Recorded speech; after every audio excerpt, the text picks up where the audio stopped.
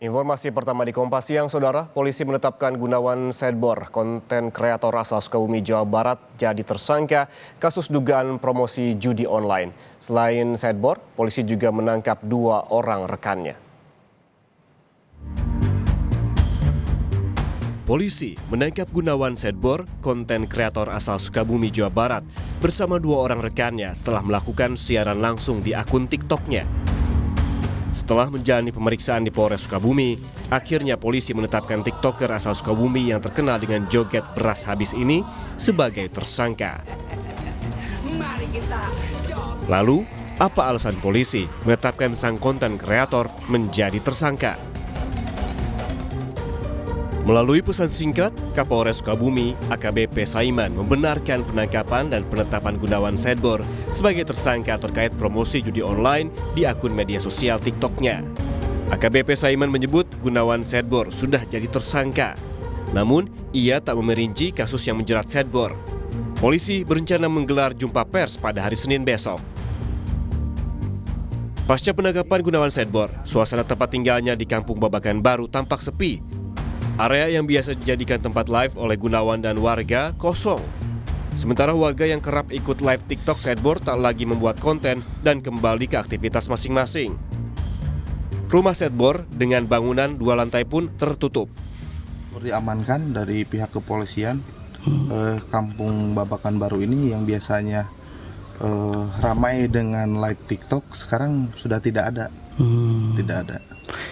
Mereka juga bisa dibilang tidak bisa live tanpa Sedbor gitu, Pak.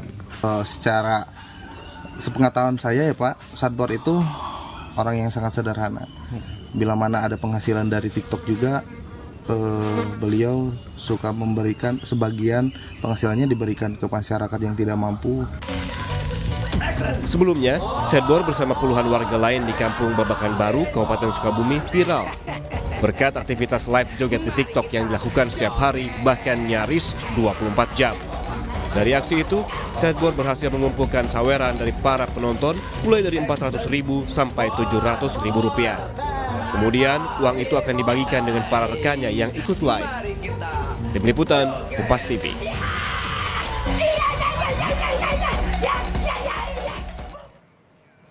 Dan untuk mengetahui informasi terkini, kita langsung bergabung dengan jurnalis Kompas TV, Insan Maulana Firdaus di Desa Bojong Kembar, Sukabumi, Jawa Barat. Insan, selamat siang. Setelah Gunawan Sedbor ditetapkan sebagai tersangka, ini terkait dugaan judi online, begitu bagaimana aktivitas warga yang biasanya ikuti live TikTok? Apakah kembali bertani atau seperti apa? Ya, terima kasih Ian dan juga saudara. Memang pasca ditetapkannya sebagai tersangka Gunawan Sedbor ini, aktivitas di lokasi yang saat ini saya berdiri terlihat sepi karena memang di lokasi yang saya berdiri ini adalah lokasi di mana Sedbor dan kawan-kawan itu melakukan live TikTok bersama puluhan orang. Dan misalkan jika digambarkan saat ini bahwa menurut informasi dari kepala desa bahwa yang ikut dengan Sedbor ini adalah dari berbagai macam profesi, mulai dari buruh, pegawai UMKM, dan juga hasil PHK dari sebuah perusahaan. Mereka semua ikut live TikTok di sini. Namun saat ini pasca Sedbor itu ditangkap oleh pihak kepolisian, lokasi live TikTok Sedbor saat ini sepi, tidak ada aktivitas apapun. Dan jika saya ingin menggambarkan lokasi Sedbor, perkampungan Sedbor ini adalah berjarak sekitar 30 km dari kota Sukabumi yang berada di wilayah Cikembar, masuk ke Kabupaten Sukabumi dan masuk jalan perkampungan. Dan lokasi live TikTok ini adalah berada di sebuah lahan kebun warga yang akses jalannya harus melalui gang, di mana gang tersebut berada di pinggir rumahnya Sedbor.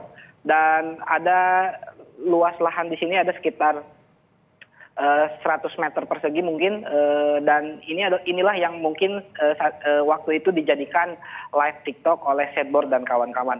Namun memang hingga saat ini tidak ada aktivitas apapun di lokasi live TikTok Sedbor. Bahkan memang beberapa warga pun di perkampungan itu terlihat sepi, dan termasuk juga rumah Sedbor yang berdiri sebanyak 2 lantai, memang saat ini tertutup rapat seperti itu, ya.